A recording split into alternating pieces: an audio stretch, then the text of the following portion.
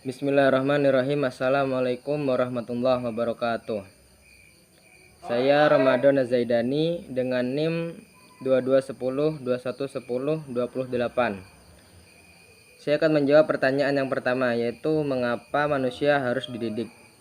Ada beberapa alasan mengapa manusia harus dididik, yaitu manusia memerlukan pendidikan untuk mengembangkan potensi yang dimilikinya dalam bertahan hidup, dan juga agar dapat menilai sesuatu yang baik atau buruk, atau berguna atau tidaknya sesuatu hal tersebut dalam mensejahterakan kehidupannya.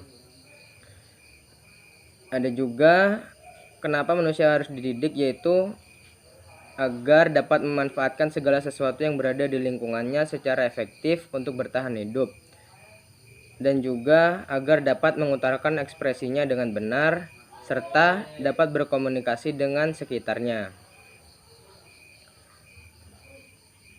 Dan manusia merupakan ciptaan Tuhan dengan derajat yang tinggi. Perbedaan manusia dengan makhluk ciptaan Tuhan yang lain, manusia diberikan kemampuan berpikir. Juga di tubuh manusia terdapat banyak potensi untuk memanfaatkan segala ciptaan Tuhan secara efektif untuk keberlangsungan bertahan hidup. Pikiran yang diberikan Tuhan kepada manusia selain dapat meningkatkan potensi manusia, pikiran juga dapat menilai segala sesuatu yang berada di sekitar manusia baik atau buruk, dan berguna atau tidaknya sesuatu hal tersebut. Dan itulah yang membedakan manusia dengan makhluk lainnya. Kemajuan teknologi yang semakin cepat membuat manusia dituntut untuk memperoleh pendidikan yang lebih agar tidak tertinggal dengan individu lainnya. Salah satu contohnya adalah perkembangan ilmu pengetahuan dan teknologi yang telah membawa perubahan di hampir semua aspek kehidupan. Dan untuk pertanyaan yang nomor 2, yaitu menurut Anda seperti apa pendidikan yang memanusiakan manusia? Menurut saya, pendidikan yang memanusiakan manusia ialah pendidikan yang mengantarkan manusia pada perkembangan yang signifikan dalam menemukan, mengembangkan, dan menunjukkan kesempurnaan kemanusiaannya. Segala muatan pembelajaran, informasi yang diberikan, serta proses belajar menjadi media yang menantang tubuh, pikiran, jiwa, serta perasaan yang menemukan dinamikanya sebagai keseimbangan.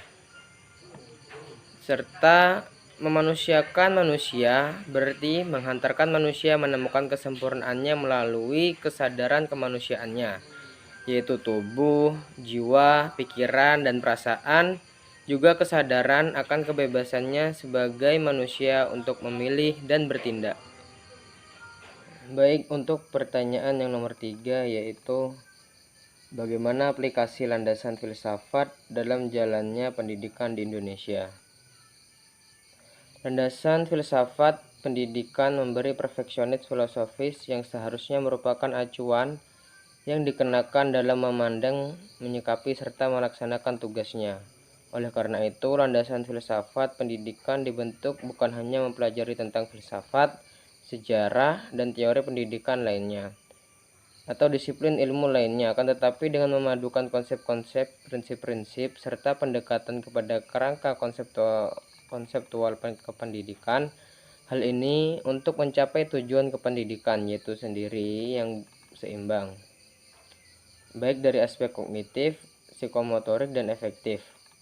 Landasan pendidikan tercermin dari dalam semua keputusan serta perbuatan pelaksanaan tugas-tugas keguruan, baik instruksional maupun non-instruksional, atau dengan pendekatan lainnya. Semua keputusan serta perbuatan guru yang dimaksud ialah harus bersifat pendidikan. Pertanyaan nomor 4, paparkan unsur apa saja yang berperan dalam kemajuan pendidikan di Indonesia. Dari beberapa sumber yang saya dapatkan, saya dapat menarik kesimpulan, yaitu unsur yang berperan dalam kemajuan pendidikan di Indonesia yaitu ada peserta didik, pendidik, interaksi edukatif, tujuan pendidikan, materi pendidikan, alat dan metode, dan yang terakhir yaitu lingkungan pendidikan. Peserta didik. Peserta didik yang dimaksud adalah subjek didik dalam suatu pendidikan. Peserta didik merupakan seseorang yang memiliki fisik dan psikis seseorang individu yang berkembang, serta individu yang membutuhkan bimbingan dan perlakuan manusiawi. Selanjutnya yaitu pendidik. Pendidik dalam hal ini orang yang bertanggung jawab terhadap pelaksanaan pendidikan dengan sasaran peserta didik. Jika di lingkungan perguruan tinggi, maka pendidik yang dimaksud ialah dosen. Berikutnya ada interaksi edukatif. Interaksi edukatif merupakan komunikasi timbal balik antara peserta didik dengan pendidik yang diarahkan pada tujuan pendidikan itu sendiri. Misalnya pada sekolah, yaitu antara guru dengan muridnya. Berikutnya yaitu tujuan pendidikan. Ke arah mana bimbingan dan proses pembelajaran merupakan tujuan pendidikan. Tujuan pendidikan tentunya untuk dapat menyampaikan materi dan pengetahuan kepada peserta didik sesuai dengan kompetensi yang hendak dicapai. Selanjutnya ada alat dan metode. Alat dan metode pendidikan merupakan sarana untuk mencapai tujuan pendidikan. Alat pendidikan dalam hal ini merupakan jenis bahan ajar yang digunakan. Sedangkan metode pendidikan merupakan sebuah cara untuk menyampaikan materi dengan memperhatikan efisiensi dan efektivitas. Dan yang terakhir ialah lingkungan pendidikan.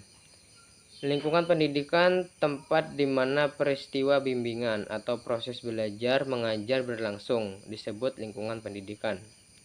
Lingkungan pendidikan harus berkualitas dan kondusif untuk mendukung proses belajar mengajar. Pertanyaan yang terakhir, sebagai mahasiswa, bagaimana Anda menyikapi permasalahan pendidikan? Saya mengambil contoh yaitu kasus perundungan atau bullying yang biasanya terjadi kepada peserta didik. Cara-cara mengatasi bullying yang biasanya terjadi pada peserta didik, yang pertama ialah kita harus bisa mendeteksi tindakan bullying sejak dini. Sebagai pendidik, kita harus peka terhadap situasi dan kondisi yang dihadapi oleh siswa. Jangan sampai hal-hal yang menyebabkan siswa tidak nyaman atau bahkan membahayakan siswa terjadi secara terus-menerus.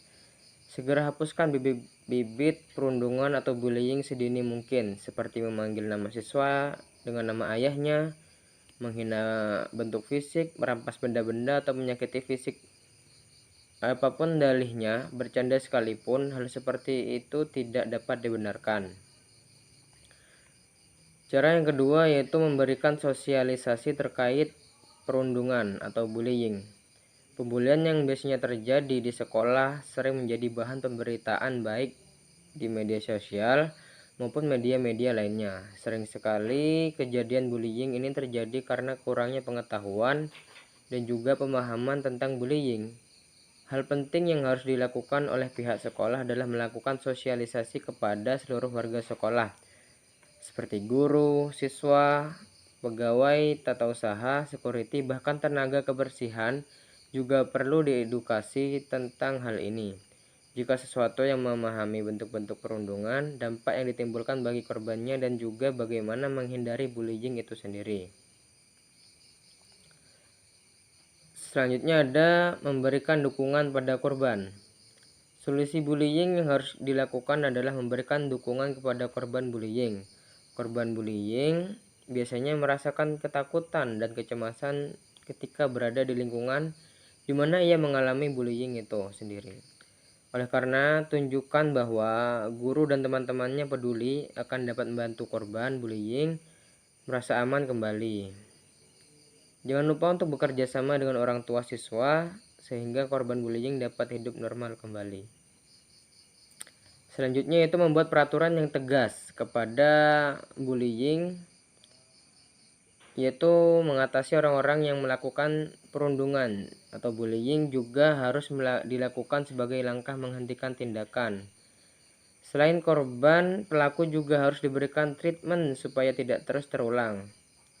Perlu bagi pendidik dan juga sekolah membuat peraturan yang ketat bagi bullying. Peraturan-peraturan ini bisa dimulai dari level peraturan kelas hingga peraturan sekolah. Dengan demikian orang akan tahu konsekuensi yang didapat ketika terjadi pembulian, akan menjadi jera dan tidak melakukan pembulian lagi. Selanjutnya yaitu memberikan teladan atau contoh yang baik. Perundungan pada anak sering terjadi karena mencontoh orang-orang yang di sekitarnya.